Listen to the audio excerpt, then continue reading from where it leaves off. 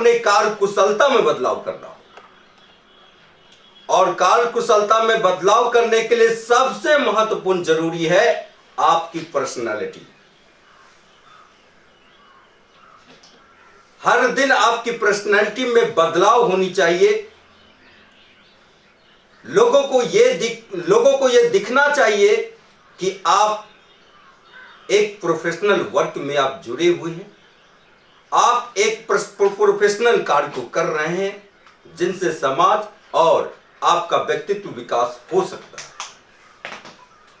इससे संबंधित मैंने कई महत्वपूर्ण पहलुओं पर कल चर्चा किया था कि जब आप अपने व्यक्तित्व विकास पर ध्यान देंगे तो पहला हुनर आपके पास होना चाहिए कुशल वार्तालाप का हुनर, लोगों से बातचीत करने की कला। आपका बातचीत करना की कला हमेशा आदर सूचित शब्दों के साथ ही लोगों के साथ होनी चाहिए। हमेशा लोगों के साथ सम्मान पूर्वक ही बातें करें, आदर सूचित शब्दों के साथ ही लोगों से बात करें। जब आप लोगों के साथ आदर सूचित शब्दों का बात करते हैं तो लोग आपसे स्नेह करता है, प्रेम करता है, लगाव करता है और आपको सफलता के रास्ते पर आगे बढ़ने में काफी सहायक, काफी मदद करता है। दूसरा पहलू जो हमने सबसे बताया था इससे संबंधित महत्वपूर्ण, कि जब आपकी व्यक्तित्व में बदलाव होता है और आप निरंतर चीजों को सीखना चाहते हैं तो सीखने की कला भी आप लोगों की बहुत ही महत्वपूर्ण होनी चाहिए। सीखने की कला का अर्थ यह है कि जो भी बातें ट्रेनिंग सेशन के माध्यम से आप लोगों को बताया जा रहा हो, उस ट्रेनिंग सेशन के समाप्त होने के बाद उस पर अभ्यास करने की जरूरत है। शिक्षा हमेशा अभ्यास की जरूरत है, अभ्यास चाहती है।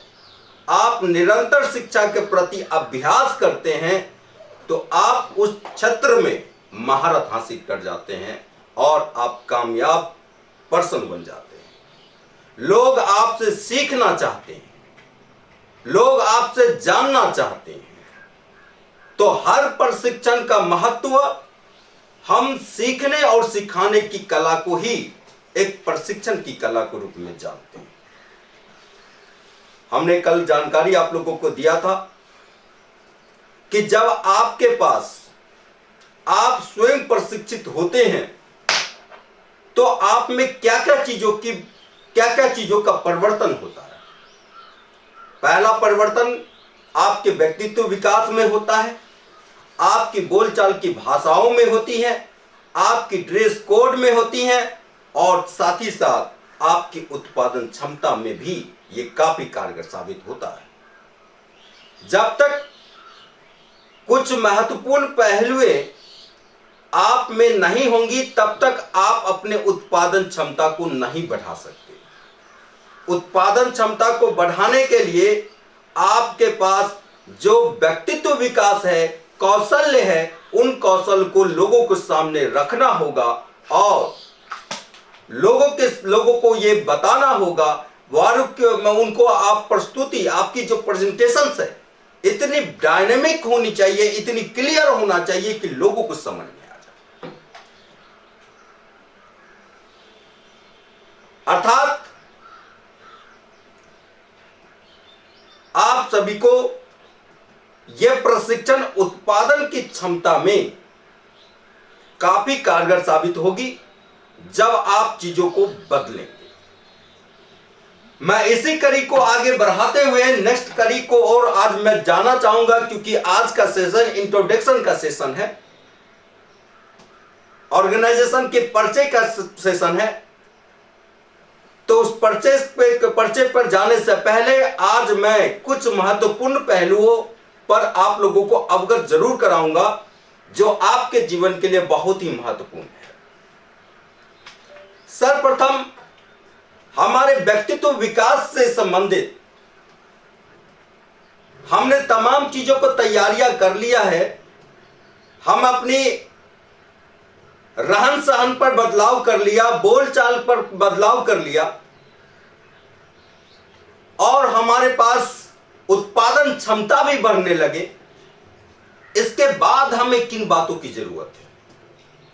तो एक बात सबसे महत्वपूर्ण रखिएगा, महत्वपूर्ण यह बात है कि हर योजना का समय सुनिश्चित की जाए। कल के डेट में मैंने इस पर भी बात किया था। सफलता, कामयाबी उन क्षण तक आपको नहीं प्राप्त होगा जब तक आप समय के साथ नहीं चलते। समय के साथ चलना शुरू करेंगे, आप देखेंगे कि आप निरंतर सफल होना शुरू हो चुके हैं।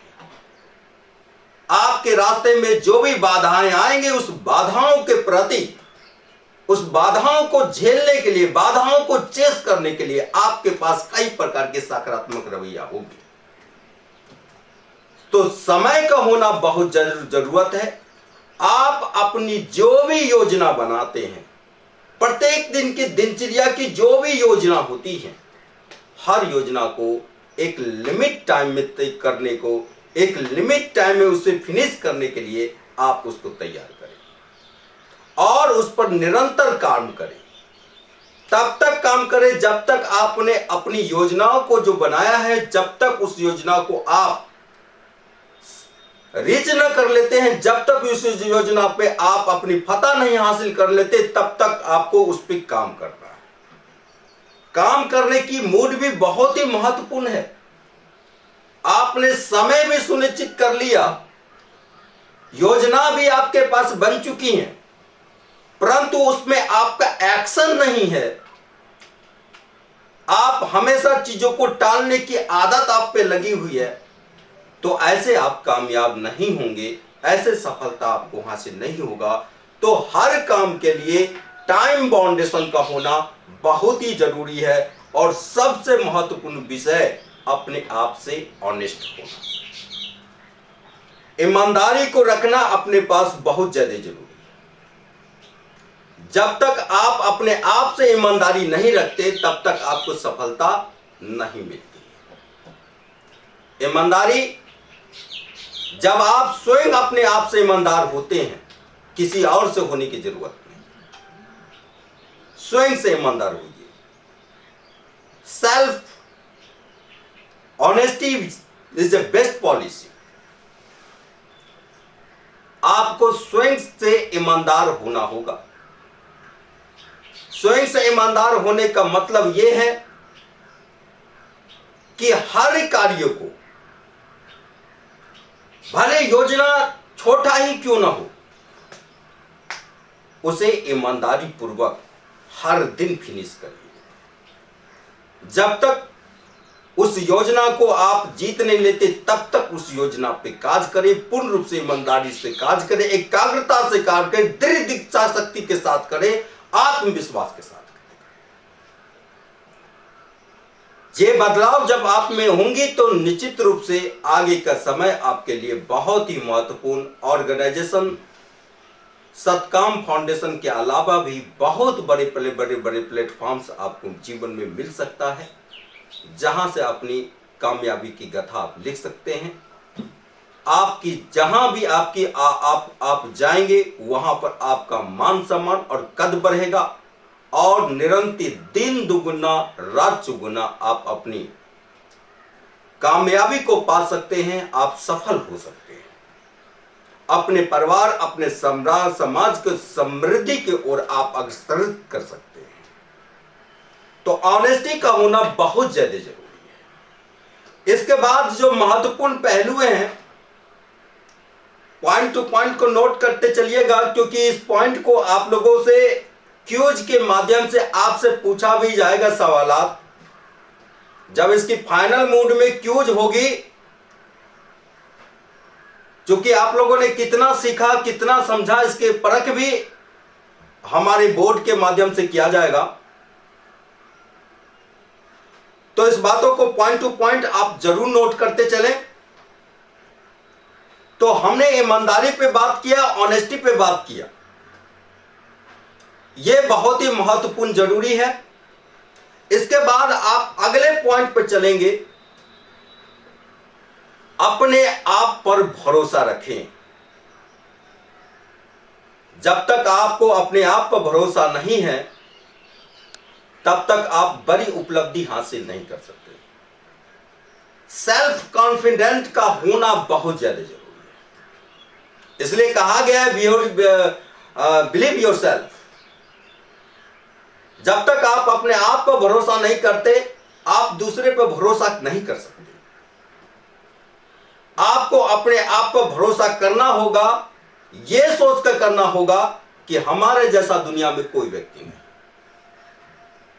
मैं इस दुनिया में अकेला ऐसा पर्सन हूं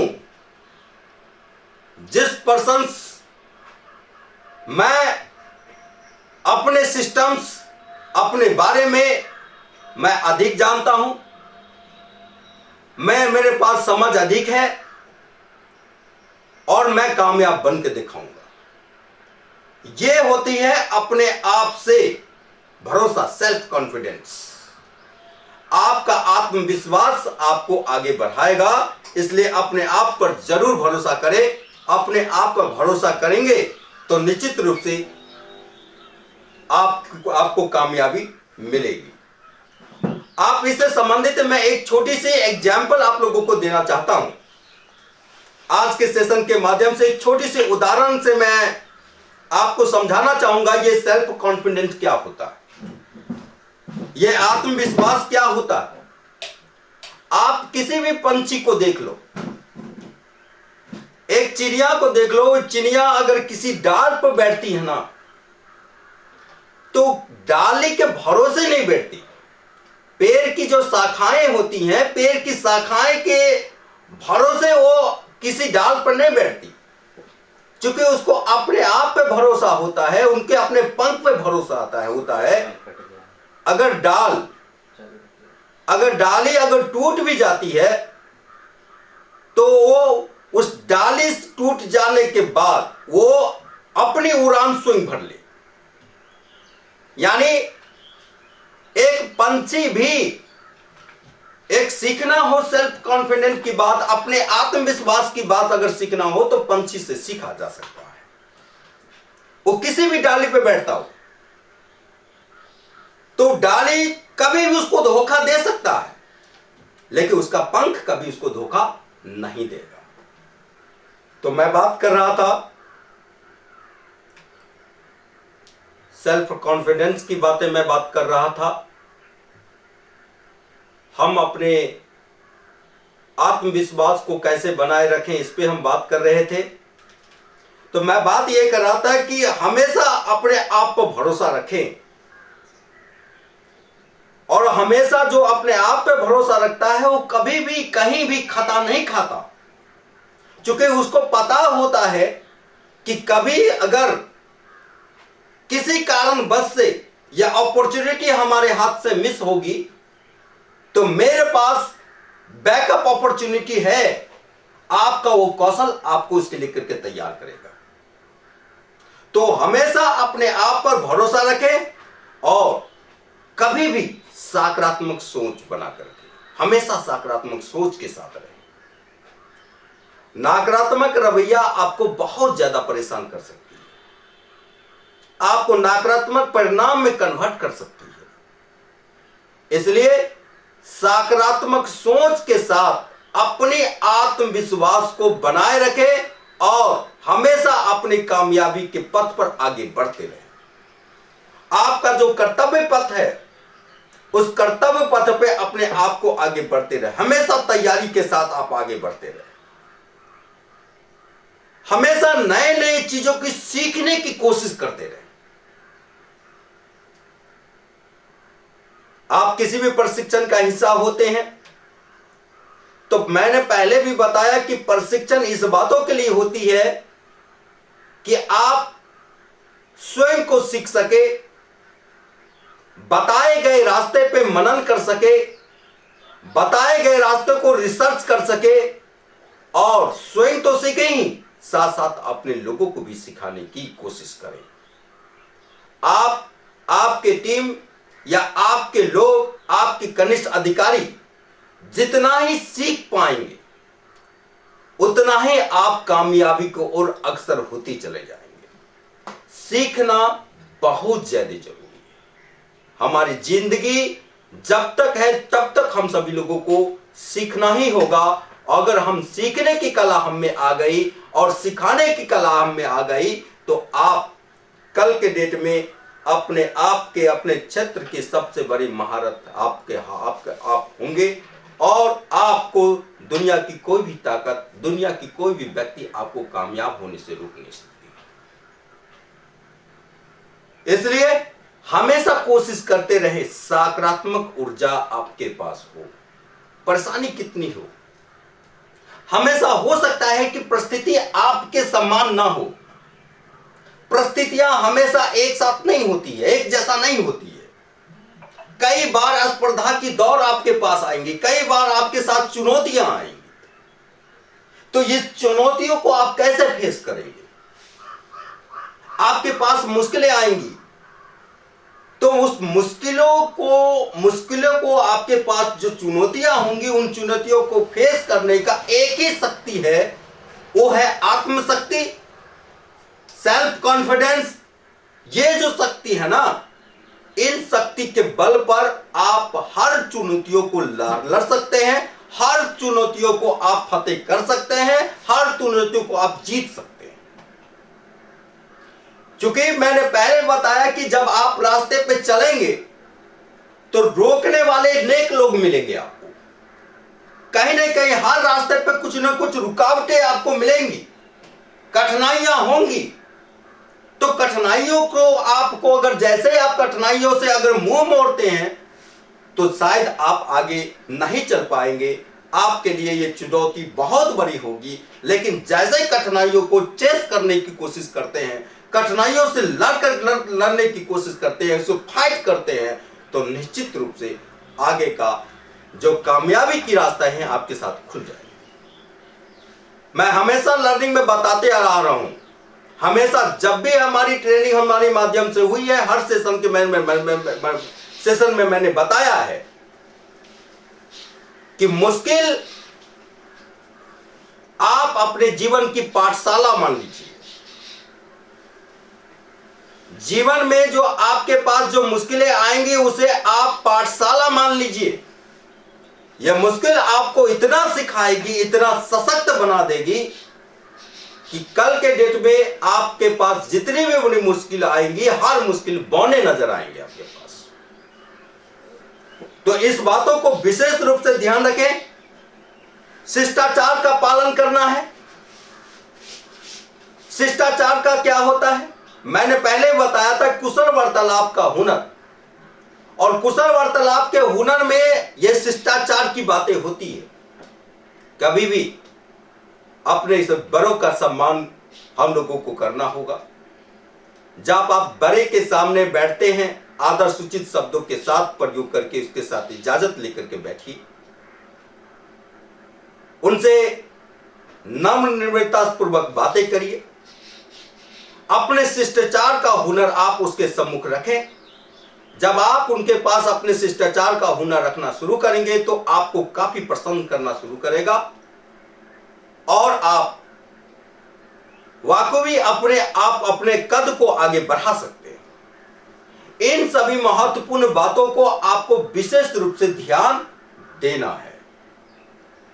तो कल के विषय से संबंधित मैंने जो रिपीट सेशन लिया था, उस रिपीट सेशन से मैंने आपको आज स्पष्ट किया है कि जो व्यक्तित्व विकास से संबंधित चीजें हैं, उस व्यक्तित्व विकास में आपको किन किन पहलुओं पर ध्यान देनी है। आप सभी लोगों ने नोट किया होगा और मैं इस क्लोजअप को अगले वीडियो के माध्यम से आप तक पहुंचा दूंगा। बाकी जो साथी किसी कारणवश इस क्लिप को मिस कर दिए हो, वो दोबारा रियाज करेंगे, दोबारा अभ्यास करेंगे। आज हम चलते हैं हमारी ऑर्गेनाइजेशन की सेशन, जो हमारा इंट्रोडक्शन मॉडल है। हम इंट्रोडक्शन मॉडल को आज आप लोगों के बीच में प्रस्तुत करने वाले हैं। जैसा कि हमें आनंद सर हमारे बता रहे थे, सतकाम फाउंडेशन की जर्नी, सतकाम फाउंडेशन की शुरुआत कब और किस स्थिति में हुई थी। तो आप सभी को पता है कि सतकाम फाउंडेशन की स्टार्टअप 4 अक्टूबर 2019 ईस्वी को हुआ था। हम 5 साथी मिलकर के सतकाम फाउंडेशन की स्थापना 4 अक्टूबर 2019 को हम लोगों ने किया था। और जैसा आप सभी लोगों को पता है, वही 19 के वर्ष हम लोगों के लिए बहुत बड़ी चुनौतियों का वर्ष रहा। इतना बड़ा कठिन वर्ष रहा कि आप सभी को पता है कि उसी वर्ष के में वैश्विक महामारी कोरोना वायरस जैसी महामारी पूरे विश्व को प्रभावित कर रखी थी। हर क्षेत्र में अफरा तफरी का माहौल, व्यापार किसी का डूब रहा था, लोग बेरोजगार हो रहे थे, लोगों की नौकरी जा रही थी, लोगों के पास ऑप्शंस नहीं था, कुछ भी नहीं था। उस स्थिति में सतकाम फाउंडेशन की बुनियाद को बोई गई थी, जिसका काफी गहरा असर हमारे ऑर्गेनाइजेशन पे भी पड़ा। जो हम लोगों की सोच थी जिस समय में प्रोजेक्ट को इंप्लीमेंट करना, शायद उस समय में हमने प्रोजेक्ट को इंप्लीमेंट नहीं कर पाया, कारण पूरा विश्व वैश्विक महामारी में त्राहिमाम कर रहा था। हर कोई व्यक्ति परेशान था।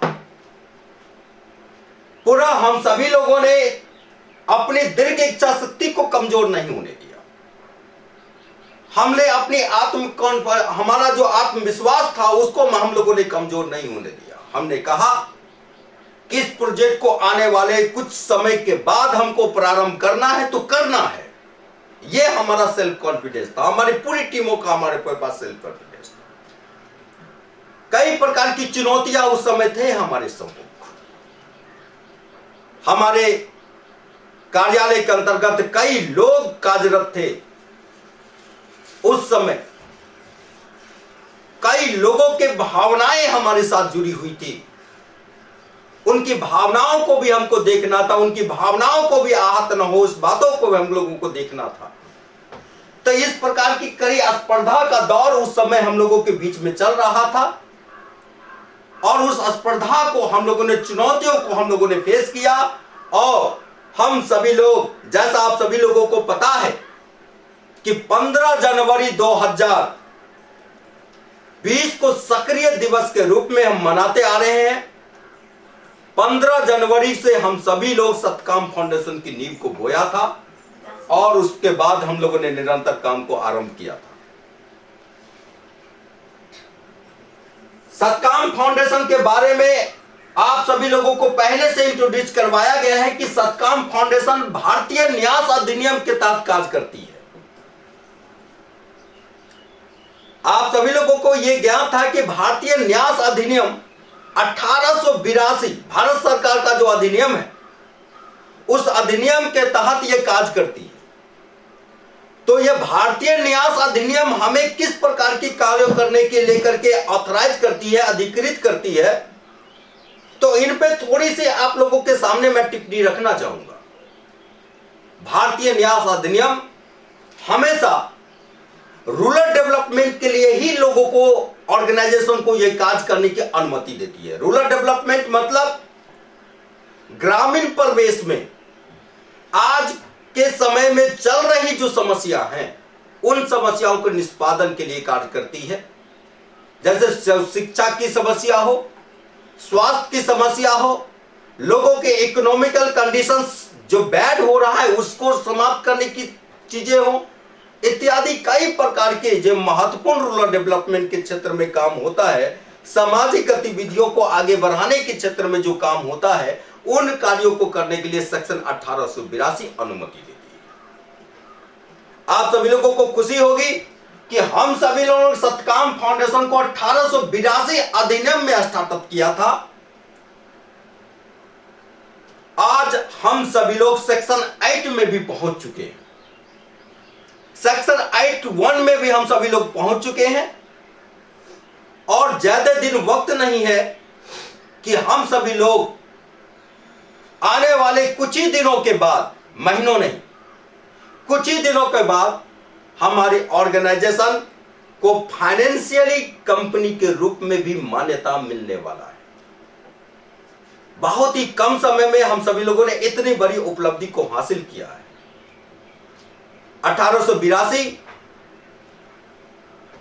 1882 अधिनियम,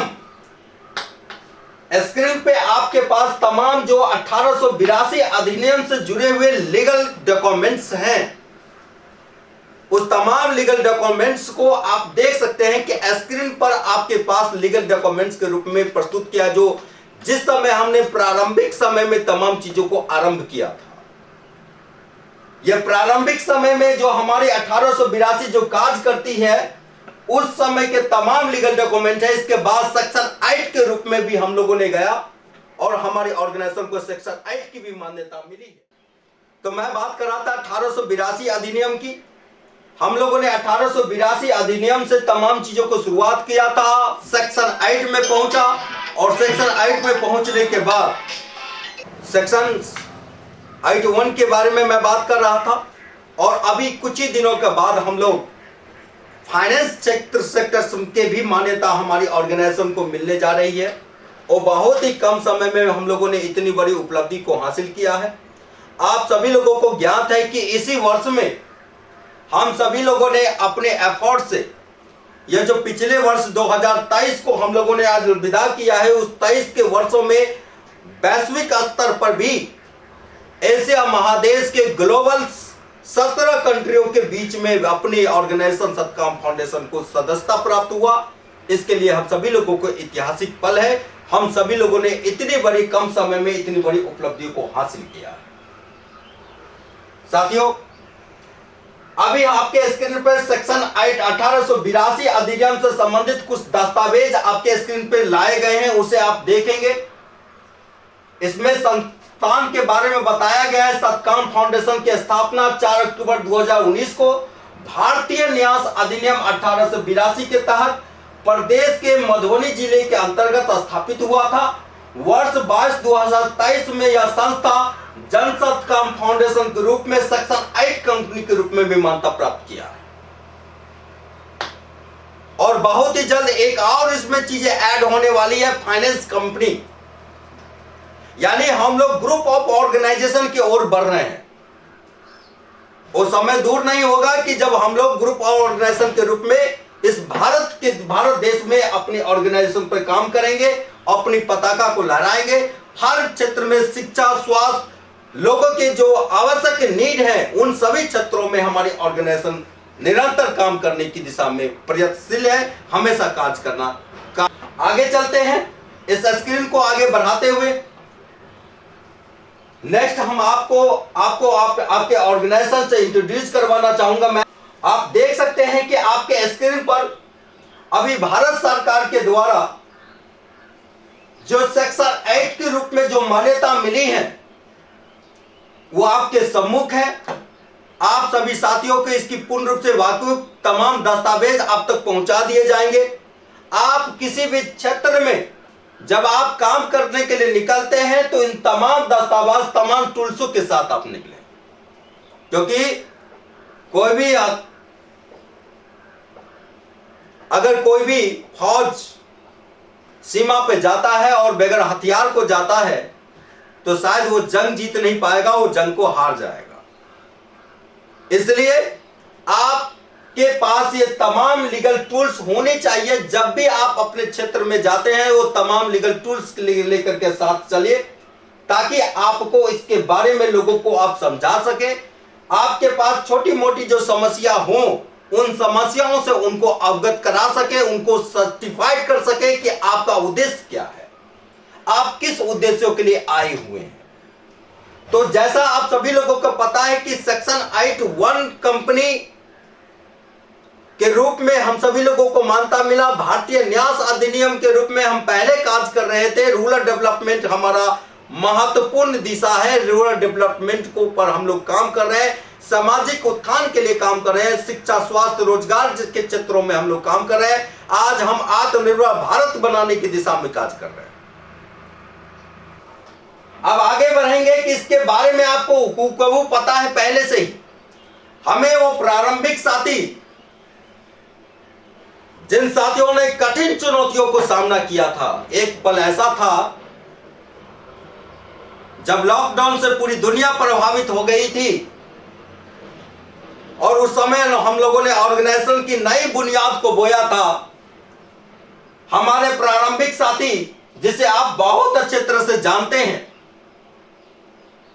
मैं आपके बीच, मुझे तो आप बाखूबी जानते हैं, ऑर्गेनाइजेशन का सीएमडी के रूप में मैं कार्यरत हूं। इसके बाद हमारे मुख्य परियोजना निदेशक मिस्टर पीके साको सर को आप जानते हैं। हमारे वित्त विभाग को कंट्रोल कर रहे हैं हमारे एमएम राजा सर को आप जानते हैं। और डायनामिक पर्सनालिटी, हमारे सबसे अजीज प्रिय भाई, हमारे सबसे अजीज साथी Raja Haider Khan sir, MD sir को आप सभी लोग जानते हैं। यही प्रारंभिक दौर के हमारे साथी रहे, जो कठिन से कठिन समय में अपने आप को, अपने आत्मविश्वास को हमेशा बनाए रखे, कभी भी इसका हिम्मत कमजोर ना हुआ और उन्होंने वो करके दिखाया, वो साबित करके दिखाया जो उनके सपने थे, जो वो साबित करके दिखाया जो उनके मन में आकांक्षाएं थी। वो चाह रहा था कि समाज की दिशाओं को बदला जाए, समाज में रोजगार की जो अवसर है उसे पैदा किया जाए, समाज के लोगों को आत्मनिर्भर बनाने की दिशा में कार्य किया जाए। आज हम सभी लोग भारत के लगभग 10 से 11 प्रांतों में इसी कॉन्फिडेंट के बल पर, इसी आत्मविश्वास के बल पर आज पहुंच पाए।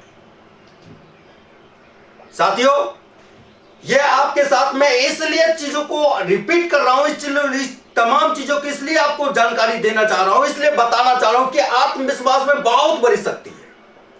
हो सकता है कि कुछ पलों के लिए आपको सफलता ना मिले, असफल हो जाए, लेकिन उससे परेशान होने की जरूरत नहीं, क्योंकि निरंतर अभ्यास करते रहना बहुत ज्यादा जरूरी है। अगर आप निरंतर असफल हो रहे हैं तो कहीं ना कहीं अपनी कार्य कुशलता को जरूर जांच करें।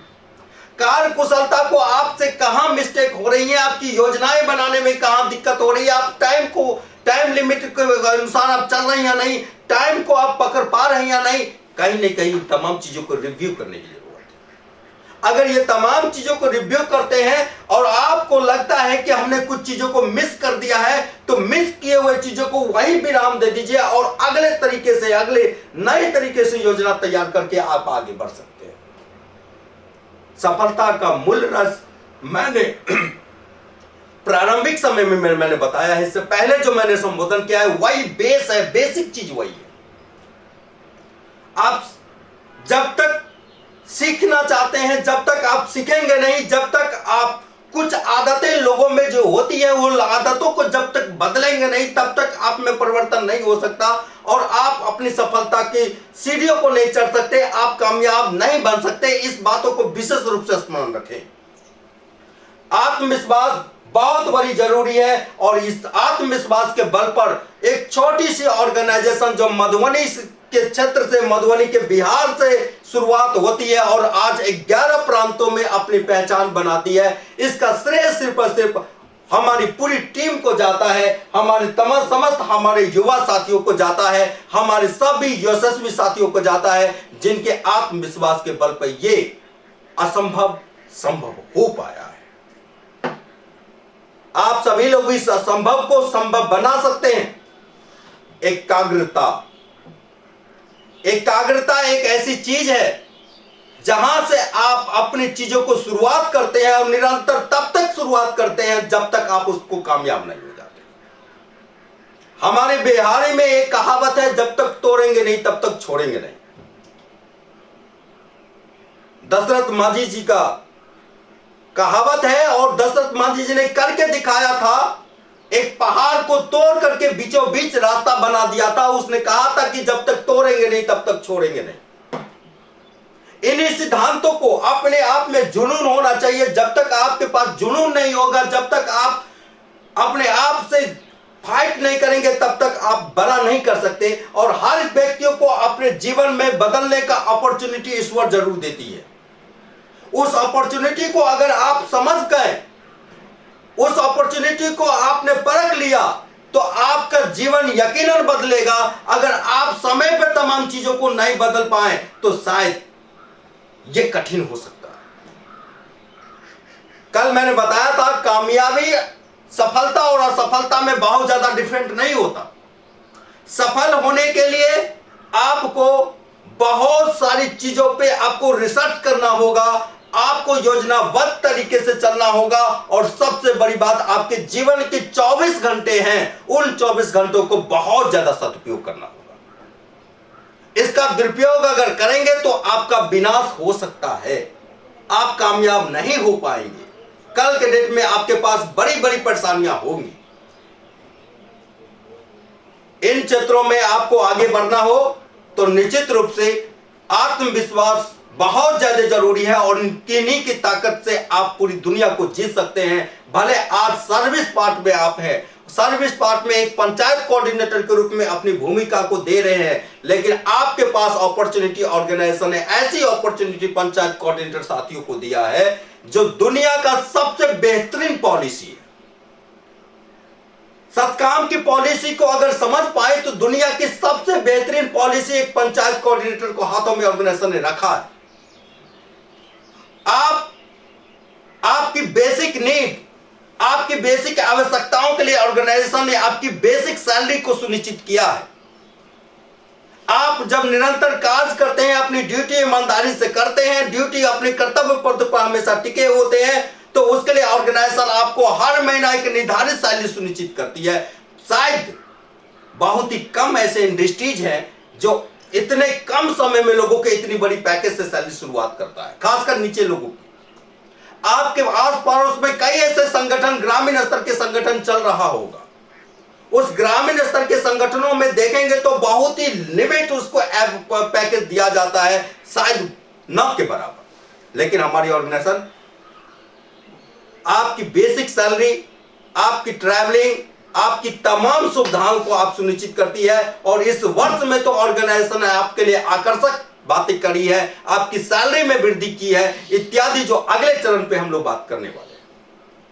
सत्काम फाउंडेशन हर पंचायत कोऑर्डिनेटर को एक सैलरी सुविधा के साथ साथ आपको अपने भविष्य को बनाने के लिए हमारे पास जो क्लब जनरेशन जैसी प्लान आपको आपके हाथों में दिया है, जिस क्लब जनरेशन प्लान के माध्यम से आप चाहे तो अपनी आर्थिक स्थिति को बदल सकते हैं, अपने जीवन शैली को, तमाम चीजों को चेंज कर सकते हैं, अपने लाइफ स्टाइल को बिल्कुल बदल सकते हैं। जरूरत है इन पहलुओं पर ध्यान देना।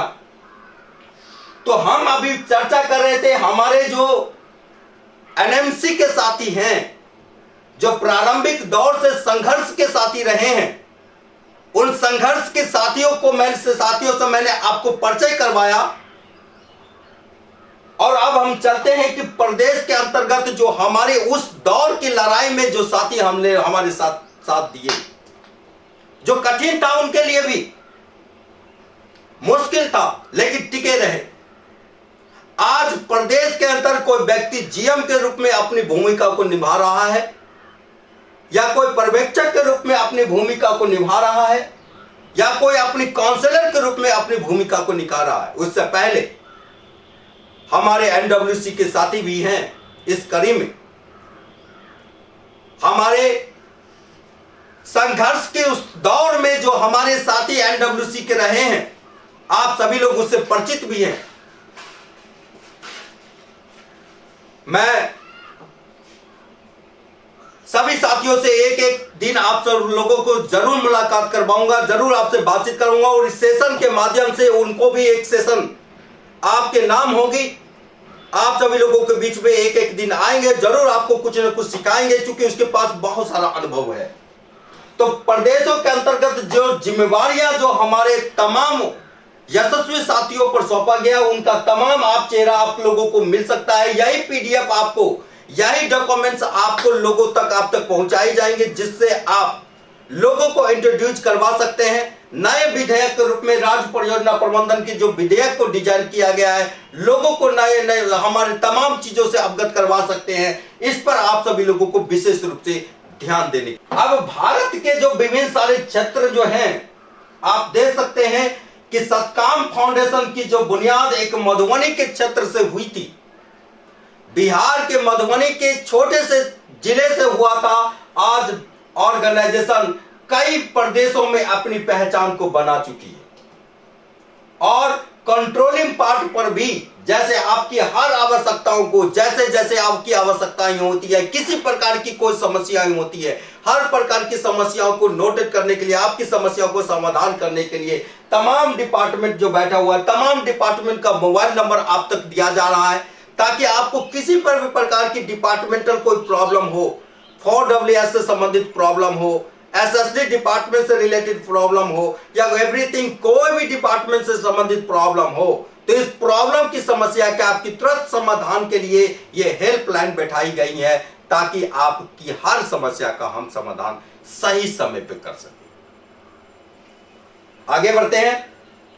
अब तक की जो उपलब्धियां ऑर्गेनाइजेशन इस साल में जो आपकी ऑर्गेनाइजेशन ने जो कीर्तिमान साबित किया है, मैंने बताया था कि इसी वर्ष में ऑर्गेनाइजेशन सतकाम फाउंडेशन एशिया महादेश के 17 कंट्रियों के बीच में अपनी सदस्यता लेने में सफल हुई है।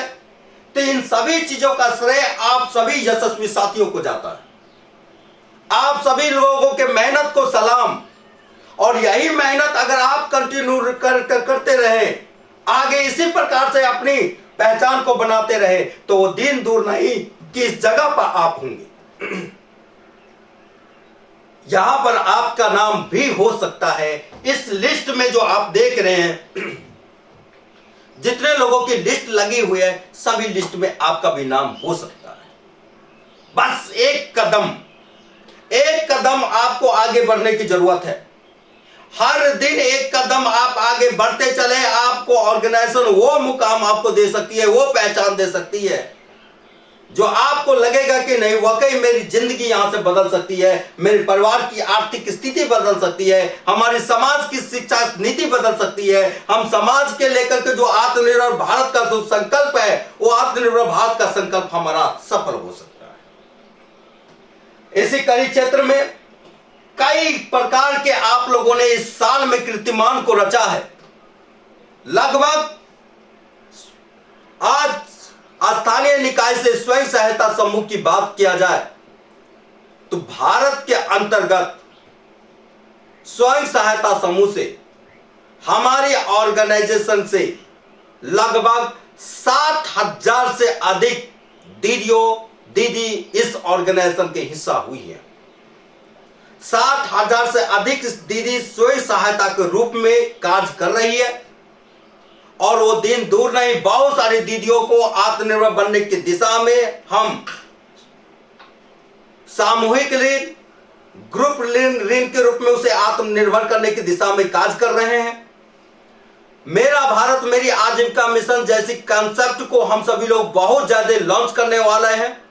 मेरा भारत मेरी आजीविका मिशन जो आत्मनिर्भर भारत का जो संकल्प है, उस संकल्प में 4 चांद लगाने वाला है, क्योंकि यह कॉन्सेप्ट एक जनपद एक वर्ग पर आधारित है। हम तमाम दीदियों को मेरा भारत मेरी आजीविका मिशन के माध्यम से एक जनपद एक कार्यों के प्रति हम उसे जागरूक करने जा रहे हैं कि ऑर्गेनाइजेशन अपनी छोटी छोटी इंटरप्राइजेज एक जनपद पर लगाने जा रही है, प्रत्येक जनपद पर लगाने जा रही है। इसकी कार्य प्रारंभ हम लोग मार्च से शुरू करने वाले हैं। या हमारे दीदियों के कौशल, पंचायती राज के अंतर्गत बहुत सारी दीदियों के पास कौशल होती है। कोई बैंगल्स निर्माण में अपनी पहचान को बनाना चाहता है, कोई सिलाई कटाई के क्षेत्र में पहचान को बनाना चाहता है, कोई अगरबत्ती प्लांट बंद करना चाहती हैं, कोई पापड़ उद्योग करना चाहती हैं। इन सभी क्षेत्रों में मेरा भारत मेरी आजीविका मिशन कार्य करने जा रही है, और उस दिशा में हम निरंतर प्रयास है। और मेरा भारत मेरी आजीविका मिशन की शुरुआत इसी वर्ष में हम लोग मार्च से इसको आरंभ करने जा रहे हैं। आगे बढ़ते हैं। सभी चेहरों को आप जानते हैं, जो प्रारंभिक समय में सभी लोगों ने अपने प्रयास अपनी मेहनत को किया, और मेहनत के बल पर आज ऑर्गेनाइजेशन को 11 प्रांतों में अपनी पहचान को बनाने के लिए यहां तक पहुंचाया है। इन सभी साथियों को, इन सभी यशस्वी साथियों को, इन सभी योद्धाओं को मेरे ओर से तो बहुत बहुत सैल्यूट है, सलाम है। और कल के डेट में ये लिस्ट में आप शामिल हो सकते हैं, क्योंकि ऑर्गेनाइजेशन की प्रत्येक वर्ष का अब मैगजीन छपने वाला है। हर वर्ष मैगजीन छपेगी, जो बेस्ट वर्कर होंगे, हर बेस्ट पंचायत कोऑर्डिनेटर का भी इस सूची में नाम रखा जाएगा, बेस्ट बीपीओ की भी इस सूची में नाम रखा जाएगा, बेस्ट डीपीएम को भी इस सूची में नाम रखा जाए। अनगिनत तमाम साथियों को जो इस वर्ष के जब बेस्ट अचीवर्स होंगे, सभी बेस्ट अचीवर्स को हम इस सूची में शामिल करते हुए उनको प्रोत्साहित करेंगे। आगे बढ़ाने का हमारा संकल्प है। इसी कड़ी में आगे बढ़ते हैं हमारे ऑर्गेनाइजेशन की महत्वपूर्ण कड़ियों की ओर, जो हमारा राज्य परियोजना प्रबंधन विधेयक से संबंधित है। और राज्य परियोजना प्रबंधन की विधेयक जो स्थानीय निकाय से मैं आरंभ करूंगा, स्थानीय निकाय से ये कार्य, ये बातें हमारी चर्चा शुरू होगी। इसे बहुत ही गहन चीजों से जानने की जरूरत है। कल मैंने बताया था कि हमारे राज्य परियोजना प्रबंधन के विधेयक में स्थानीय निकाय में कई प्रारूपों में बदलाव किया गया है, कई चीजों में चेंजिंग किया गया है। और आज आप स्थानीय निकाय के एक एक अध्याय को जानेंगे, उसके एक एक नियम, उपनियम और अधिनियम को जानेंगे। नियम, अधिनियम, उपनियम आपके हमेशा ब्रेन में होनी चाहिए। कोई भी कार्य करने से पहले उसके प्रति जो बनाए गए नियम हैं, उस नियमों को अभ्यास करके काम को करेंगे तो जीवन में कोई परेशानी नहीं आने वाली।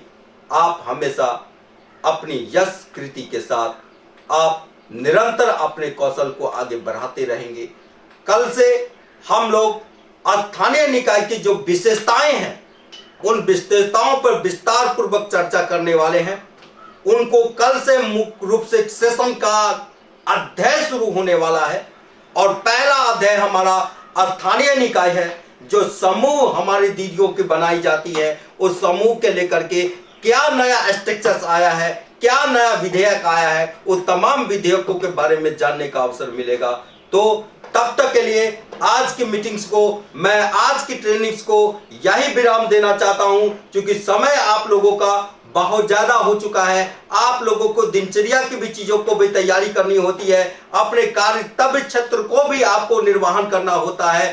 कल पुनः इसी समय में 7:30 बजे से हम लोग पुनः सभी लोग शामिल होंगे। इस वर्चुअल ट्रेनिंग को अटेंड करते हुए स्थानीय निकाय के बारे में जानेंगे। और कल से बहुत मजा आने वाला है, क्योंकि कल से सिर्फ सीखने और सिखाने की सिलसिला शुरू होने वाली है। सीखने सिखाने की अध्याय कल से शुरू होने वाली है। आप ज्यादा से ज्यादा लोगों को इस वर्चुअल ट्रेनिंग्स में लोगों को हिस्सा बनाएं। हर दिन को जो वीडियो आप तक YouTube के माध्यम से भेजी जाती है, उसको आप अभ्यास के रूप में ले। आप उसको कम से कम एक टाइम जब आप निश्चय होते हैं तो उसे जरूर आप सीखें और लोगों को, अपने कनिष्ठों को जरूर सिखाएं। आज के सेशन को मैं यही विराम देना चाहता हूं। जय हिंद, नमस्कार, जय भारत।